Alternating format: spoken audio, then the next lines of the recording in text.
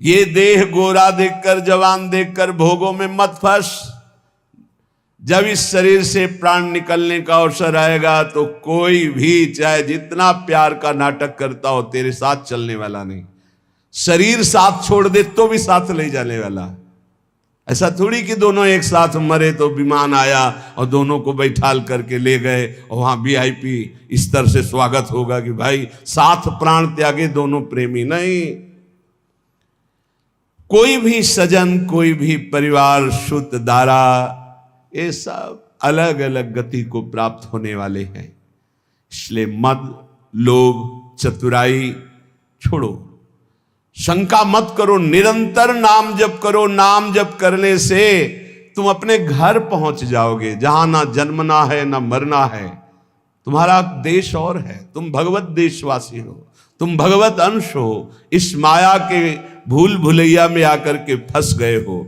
ऐसा ये संसार रहट की जैसे घड़ियां, एक रीति फिर जाए एक आवे फिर भरियां।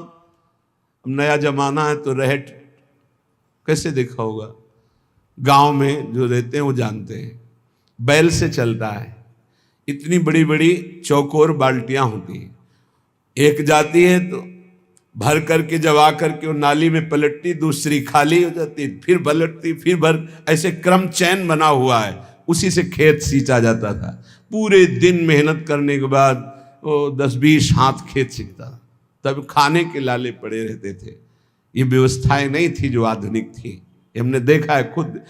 अरे अपने हाथों से पूरा ऐंच करके 20 लीटर उसमें पानी, फिर उससे खेत सींचा, नाली में डालो वहीं सूख गया। 150 बाल्टी जब डालो तब आगे बढ़, ऐसे मेहनत से तब अन्न पैदा होता था। बोले ऐसे ही है, एक खाली एक भरा, एक खाली एक भरा, सुख और दुख, जन्म और मृत्यु, यही द्वंद्व क्रम चल रहा है। उपजी उपजी बिन सन करे, फिर जमे गिरास, यही तमाशा देख के मेरा मनुआ भया उदास। बार बार जन्म, बार बार मरण, बार बार मिलना, बार बार बिछो, ये कब तक चलता रहेगा? मेरा मन उदास हो गया, इसीलिए संसार से भाग पड़ा और भगवान की तरफ लगा। धर्मदास जी कहते इसीलिए मेरा मन उदास हो गया। यहां कुछ शाश्वत नहीं, सब धोखेबाजी। कलप कलप के भय है सब गुड़ की माखी, चाखन लागी बैठ लपट गई दोनों पाखी, पंख लपेटे सिर धुने मन ही मन पछताए, वह मलया गिर छाड़ के यहाँ कौन विधि आए। कह रहे ऐसे भोगों में फंस गया जैसे मक्खी जो है ना, वो गुड़ में जाकर के मीठा पाने के लिए बैठ गई, जे ही बैठी दोनों पंख लिपट गए। अब पंख लिपट गए, अब तो उड़ने की ताकत नहीं रही, उसी में मर गई गुड़। ऐसे ही भोगों में इतना चिपकाहट है, एक बार जो गया वो भूत के लड्डू, कभी तृप्ति होने वाली नहीं। ये भोगो, ये भोगो, ये भोगो, अब भोगोगे, अब ऐसे ऐसे सुखी। अच्छा आज बस आज आज आज में पूरा जीवन नष्ट हो गया। कहाँ वो परम शीतल भगवान का नाम, भगवान की महिमा, और कहाँ ये झूठा माया का नाटक। पूरा जीवन इसमें व्यतीत हो गया। श्री धर्मदास जी कह रहे सुचित होए गुरु शब्द विचारो हो। सावधान, गुरु के शब्दों पर ध्यान दीजिए जो गुरुदेव ने उपदेश किया है। शब्द विचार, नाम धरि दीपक, ले उर्बारो हो। नाम मिल गया है, नाम रूपी दीपक, उसको प्रज्वलित करो। राधा राधा राधा राधा राधा राधा राधा, तेज में प्रकाश ज्ञान का, वैराग्य का, भक्ति का आपके हृदय में हो जाएगा। जुगन जुगन के अरुझनी क्षण में निर्वारो हो। जहां नाम जागृत हुआ, जुग जुग से जो भटके फंसे हुए थे, एक क्षण में सबसे दूर हो जाओगे। ऐसा ज्ञान प्रकट होगा नाम जप करने से। पंथे चलो गरीब होए, मदमोह निवारो हो। दैन्य होके चलो इस मार्ग में, अभिमान मत करो। बहुत विचित्र समस्या है ये। दूसरे के कल्याण की भावना की आड़ में अपनी वासनाओं की पूर्ति का जो अंदर के छलिया लोग छल रहे हैं ना, इसे कोई समझ नहीं पा रहा। हम लोग बहुत बुरी तरह फंस जाते हैं। होता है बाहरी पोजीशन, जगत कल्याण, और आंतरिक अपनी वासनाओं की पूर्ति, रुपया, पैसा, मान, सम्मान। बड़ा धोखेबाज हमारा मन हम ही को धोखा दे देता है। बहुत बहुत धोखा, बहुत धोखा। ये बात मतलब बहुत सूक्ष्म है, भगवान की कृपा से समझ जाए तो समझ जाए। जुगन जुगन के अरुझनी क्षण में निर्वारो हो। जुग जुग से इसी में फंसाए चला आ रहा है मन। बड़े गर्व से ठेका लेते जगत उद्धार का। खुद में जितनी जानकारी उसको आचरण में उतारने की 1% क्षमता नहीं। कैसे हो जाएगा, कैसे हो जाएगा। जुगन जुगन के अरुझनी क्षण में निर्वारो हो। सुचित होए गुरु शब्द विचारो हो। सावधान, गुरु के शब्दों पर ध्यान दीजिए। पंथ चलो गरीब होए। जो सुख देखा नाम भजन में, वो सुख नाही अमीरी में। मन लागो मेरो यार फकीरी में। गरीब का मतलब समझते हैं दैन्य भाव। गरीब का मतलब दरिद्रता नहीं, दैन्य। यही दीन प्यारे वेद पुकारे द्रवो श्री भगवान। भगवान को दीन बहुत प्रिय। अहंकार रहित जीवन दैन्य जीवन होता है। साहब नयन निकट बसे, सतदरस निहारो हो। अगर दैन्य रहोगे तो साहब निकट हैं, अहंकार करोगे तो बहुत दूर नगरी दौड़ते रहो, मिलने वाले नहीं। आपे जगत जिताई के मन सब से हारो। अपने को सबसे न्यारा करके हार जाओ। मैं हार गया प्रभु। हारे को हरिनाम, अपबल तपबल और बाहुबल, चौथो बल है दाम। शूर किशोर कृपाते सब बल, हारे को हरिनाम। आपे जगत जिताई के मन सबसे हारो हो। जवन विधि मनुआ मरे, सोई भांति सम्हारो हो। जिस तरह तुम्हारा मन निर्विषयी हो जाए, भगवदाकार हो जाए, वही उपाय करो। बास करो सतलोक में, दुख नगर उजारो हो। धर्मदास निज नाम पर, तन मन धन सब वारो हो। जो तुम्हें नाम मिला इसी पे न्यौछावर कर दो, तन मन धन प्राण सब। ये नाम बहुत बड़ी वस्तु है, इसे कोई जल्दी पकड़ नहीं पाता। पहले कसैला, कड़ुआ और फिर अमृत। नाम अमृत कैसा? पहले कड़ुआ कसैला लगेगा क्योंकि रोग है, उसको हटाएगा, भाव रोग को, पापों को। फिर जो मीठा लगता है, फिर जो नशा चढ़ता है, फिर परमानंद की प्राप्ति होती। नाम जापक के समान कोई भी नहीं है। एक बड़े दानी, धर्मात्मा, तीर्थादि अवगाहन करने वाले, उनका जब शरीर पूरा होने को हुआ तो महापुण्यात्मा नरेश थे। बताया गया कि पुण्यात्मा के पास धर्मराज बहुत शांत स्वरूप, सुंदर रूप रख के आते हैं, और पापात्मा के लिए यमदूत आते हैं और भयानक रूप रख करके आते हैं। तो ये पुण्यात्मा राजा थे, बड़े धर्म से चलने वाले, बड़े, फिर भी चूक हो जाती है।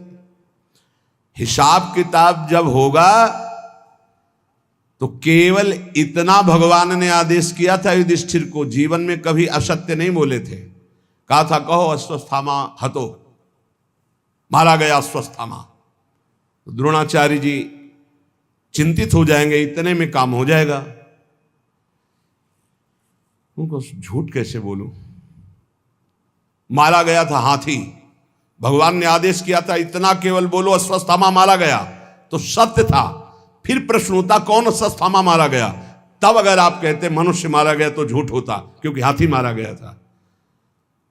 तो आपने अपनी तरफ से लगा दिया नरो व कुंजरो, संशय है। तो झूठ बोल दिया। तुम जानते हो हाथी मारा गया था, नरो या कुंजरो क्यों बोल दिया? एक गुरु और भगवान के एक शब्द के आगे अपनी बुद्धि नहीं लगानी।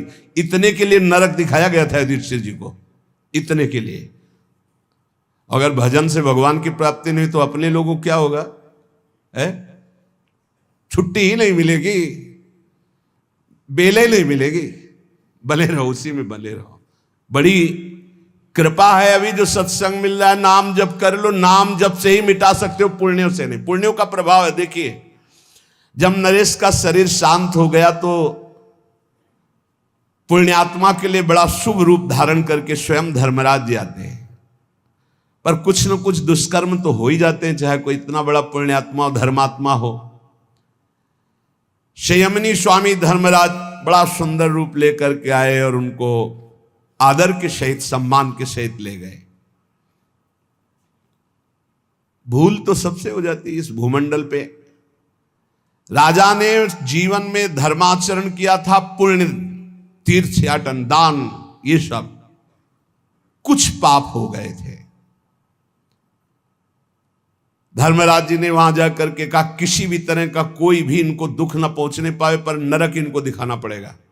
केवल दर्शन कराना है नरक का, क्योंकि इनसे पाप बन गया है।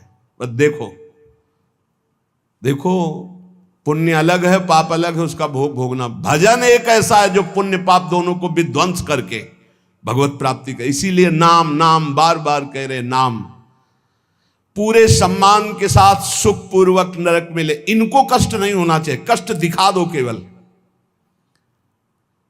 और जैसी रुचि इनकी हो वैसे ही चलना, क्योंकि बहुत पुण्यात्मा इसके बाद ये दिव्य लोकों को जाएंगे और स्वर्ग सुख भोगेंगे। प्रमाद ना होने पावे, समस्त सेवकों से कहा। प्रणाम किया धर्मराज को। दूतों ने बड़ा सुंदर रूप धारण कर, सुगंधित वायु, शीतल मंद वायु चल रही, साथ चल रहे। जेव ही वो नरक में प्रवेश किए, चारों ओर भयंकर क्रंदन मचा हुआ। लाखों चिल्ला रहे थे जीव, कोई उबाला जा रहा है, कोई काटा जा रहा है। मरना तो वहां है नहीं, मूर्छा वहां हो नहीं सकती, चेतना में सारे कष्ट होते हैं। उनको भारी कष्ट हुआ, खड़े हो गए। पुण्यात्मा दयावान तो थे ही। कहा ये सब क्या है, ये क्रंदन कैसे हो रहा है? तो धर्मराज के दूतों ने कहा सब पापात्मा जीव हैं जो मृत्यु लोक में जाकर पाप किए, उनका ये दंड भोग रहे। खड़े हो गए, उनकी सांस एकदम रुक गई, इतना भारी कष्ट दिया जा रहा है। जे भी वो वहां खड़े हुए तो सबका रोना बंद हो गया। राजा ने दृष्टि डाली, सब शांत, न कोई मारा जा रहा है, न कोई काटा जा रहा है, न कोई, सब रुक, यमदूत भी रुक गए, सब ऐसे। पूछा ये क्रंदन क्यों रुक गया? तो उनका, आप जैसे पुण्यात्मा द्रवित हो गए और खड़े हो गए, तो जितनी देर आप खड़े रहोगे उतनी देर किसी को यहां दंड नहीं दिया जाएगा। आपके पुण्य प्रभाव से सबके कष्टों का शमन हो गया। जहां पे यहां से कदम निकाले फिर इनको ऐसे दंड दिया जाएगा। नरक के प्राणियों को इतना दुखी देख करके कहा महाराज मैं यहां से कभी नहीं जाऊंगा। मैं इतने प्राणियों को सुख देने के लिए मैं स्वयं नरक भोगूंगा, कभी यहां से नहीं जाऊंगा। उनका ऐसा हो ही नहीं सकता, केवल आपको नरक दिखाना, भोगना नहीं, क्योंकि आपको दिव्य भोग भोगने ऊपर के लोकों में जाकर के। धर्मराज के दूतों से कहा मैं यहां से जाने वाला नहीं, अपने स्वामी से बोल दो। और स्वामी ने कहा था अनुकूल रहना इनके, किसी भी तरह इनके प्रतिकूल मत होना। अब वो बलपूर्वक तो निकाल नहीं सकते थे। धर्मराज के पास आए और कहा वो पुण्यात्मा राजा कह रहा है मैं नरक से नहीं जाऊंगा, क्योंकि सबको शांति मिल रही, इसलिए मैं यहीं खड़ा रहूंगा। धर्मराज जी ने देवराज जी से बात की, तो बड़ा पुण्यात्मा है, आपके लोक में आने वाला था, ये तो जबरदस्ती कर रहा है कि मैं नरक में रहूंगा। अमरावती अधीश्वर देवराज इंद्र धर्मराज दोनों समीप गए और कहा ये पापी जन है, इनको भोग भोगना ही पड़ेगा। वो तो आपके केवल समक्ष सानिध्य के कारण इनका थोड़ी देर के लिए दंड विधान रुक गया आपके पुण्य प्रभाव से। तो उनका मैं अपने मनुष्य लोक के समस्त किए हुए पुण्य, तीर्थयाटन, धर्म फल समस्त नरक के प्राणियों को प्रदान करता हूं, ये सब मुक्त हो जाए, मैं अनंत काल तक नरक भोगूं। दंग रह गए धर्मराज और देवराज इंद्र। मैं सब अपना पुण्य भगवान को साक्षी करके नरक के प्राणियों को देता हूं। जे भी ऐसा कहा तो सब नरक खाली हो गए और कहा देवराज धर्मराज जी से प्रणाम करके आप जाओ, मैं अनंत काल तक नरक की पीड़ा को सहूंगा, लेकिन किसी को दुखी नहीं देख सकता। देवराज इंद्र ने कहा आप तो ब्रह्मलोक से आपके लिए विमान आ रहा है। बोले क्यों? मैंने तो सब पुण्य अपने दे दिए इन लोगों को। बोले इसका पुण्य हुआ आपको, नरक के प्राणियों को आपने कष्ट रहित करने के लिए अपने सारे पुण्य दे दिए। इस पुण्य प्रभाव से आपका ऐसा पुण्य बना कि अब देवराज के लोक में नहीं, अब सीधे ब्रह्मलोक में आपको जाना है। तो यहां भाव ये कि आप ब्रह्म स्तंभ पर्यंतम सर्वम मायामयम जगत, चाहे तीर्थयाटन कर लो, चाहे जितना धर्मानुष्ठान कर लो, चाहे जितना पुण्य कर लो, ऊंचे ऊंचे लोकों तक जा सकते हो, लेकिन भगवान की प्राप्ति नहीं होती। भगवान की प्राप्ति होती है नाम जप से और सब में मेरा प्रभु विराजमान है, ऐसी भावना से। एक बार श्री निवृत्तिनाथ, ज्ञानदेव, सोपानदेव और मुक्ताबाई ये चारों पैठन जा रहे थे लिखा पढ़ी कराने, क्योंकि ब्राह्मण लोग पास दे देते तो परिवार और समाज में। वो एक सन्यासी के पुत्र, चारों महान ज्ञानी महात्मा थे। वहां के एक ब्राह्मण उपहास करने लगे, कहने ज्ञानदेव। तो ज्ञानदेव जी ने देखा, बोले तुम्हें नहीं, हम अपने भैंस का नाम ज्ञानदेव रखे हैं। उनका कोई फर्क नहीं पड़ता, जो यहां ज्ञानदेव है वही भैंस में भी ज्ञानदेव है। बोले अच्छा इतने बड़े ज्ञानी बनते हो तो सांटा उठा, 20 सांटे मारे भैंस के। ज्ञानदेव जी ने वस्त्र उतार के दिखाया कि 20 सांटे गिन लो, यहां पड़ेंगे। तदात्म भाव, सब में मेरा प्रभु विराज, सब में मेरी आत्मा विराजमान है। और चारों ऐसे महासिद्ध थे, निवृत्तिनाथ जी, ज्ञानदेव जी, सोपान देव जी, मुक्ता। ये भजन और ये पुण्य धर्म, ये सब एक तरफ है। जीवन का परम लाभ भजन है। इससे से उत्तम ज्ञान, उत्तम से उत्तम वैराग्य, उत्तम से उत्तम स्थितियां अध्यात्म की प्राप्त होती है।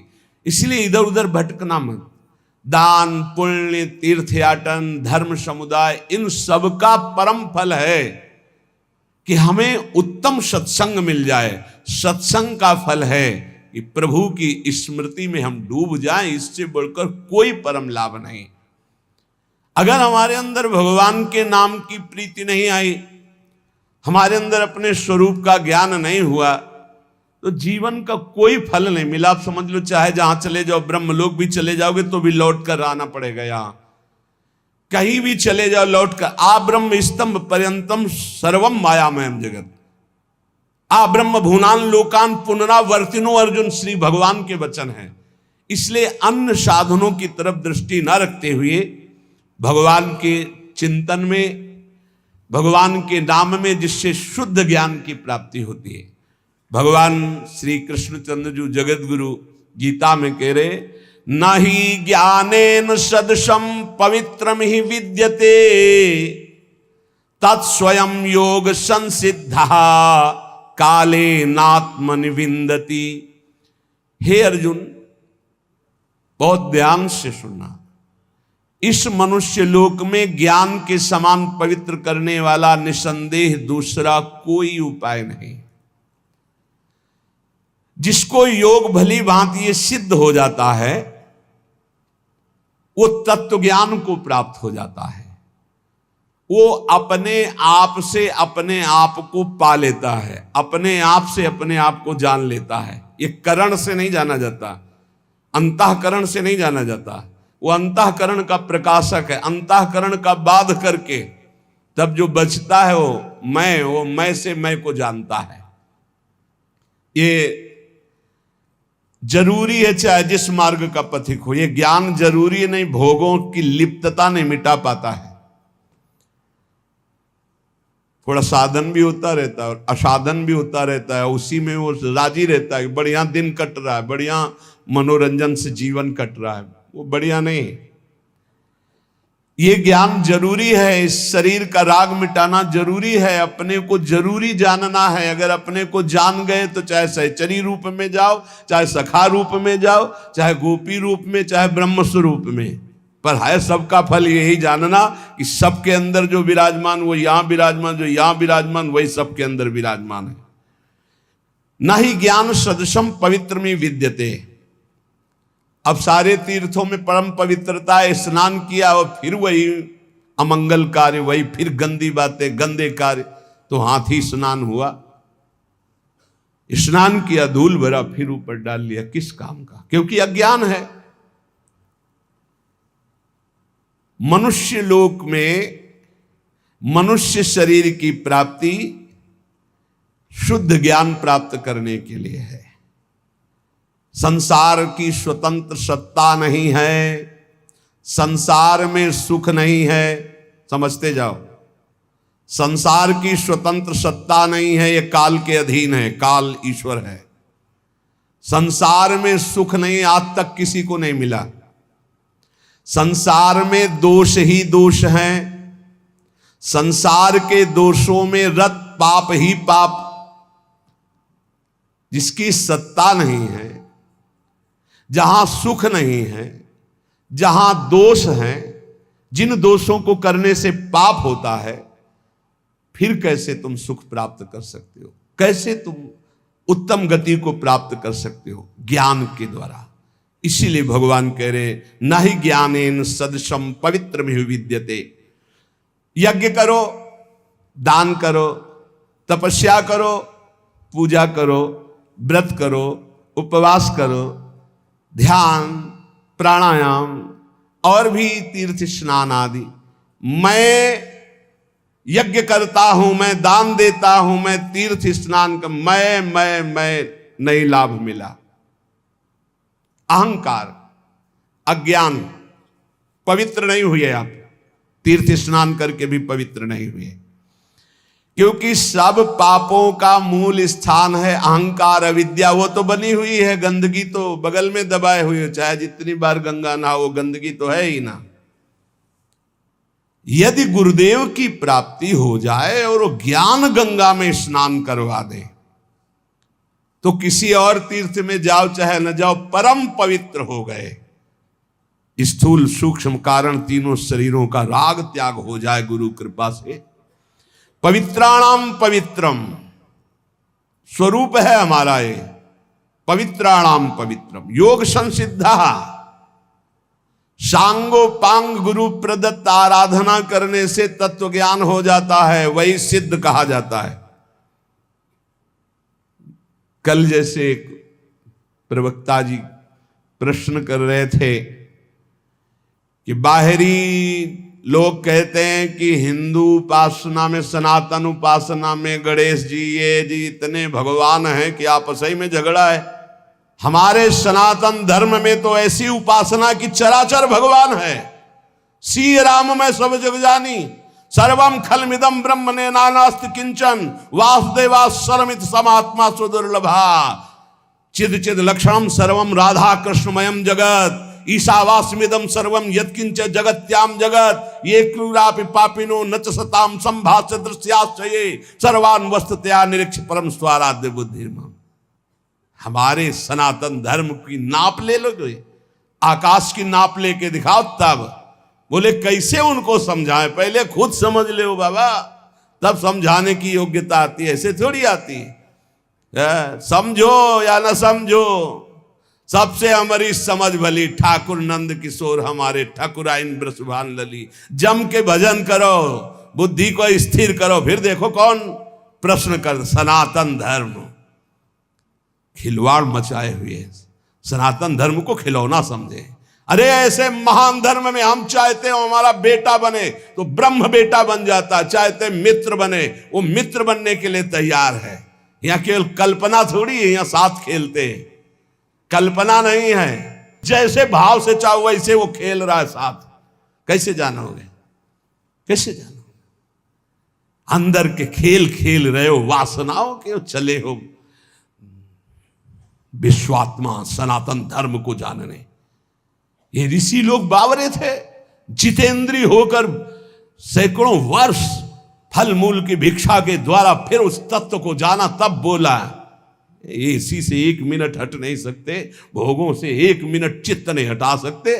चले सनातन धर्म की व्याख्या करने। सनातन धर्म ऐसे नहीं है केवल उदर भरण के लिए, सनातन की आड़ में, प्रवचन की आड़ में, धर्म की आड़ में वो बात अलग है, लेकिन धर्म को जानने के लिए पहले आग में जलना होगा, आग से जल के निकलना होगा। मात्रा स्पर्शास्त्र कौंते शीतोष्ण सुख दुखदा आगमा पायनो अनित्यास्तास्तितिक्षस्व भारत। केवल हम भगवान के धर्म की, प्रवचन की आड़ में अपनी वासनाओं का खेल खेलते, वासनाओं की पूर्ति करते हैं। तो चले जगत उद्धार के लिए बहुत समझने की जरूरत है, बहुत समझने की जरूरत है, हमको समझने की जरूरत है। कोई जगत के उद्धार की जरूरत नहीं। जगत मत्तः परतरम नान्यत किंचित अस्ति धनंजय, भगवान के सिवा है नहीं कोई। ये हमको समझना है, जगत को नहीं समझाना है। हमारी दृष्टि ठीक हो गई, मस्त होकर गा रहे, सबका अपने आप आनंद है। मेरा स्वामी सब रूपों में बैठा हुआ आनंद ले रहा है। ये ज्ञान ना ही ज्ञानेन सदृशम पवित्रमिह विद्यते, ज्ञान के सदस्य और कोई पवित्र नहीं है।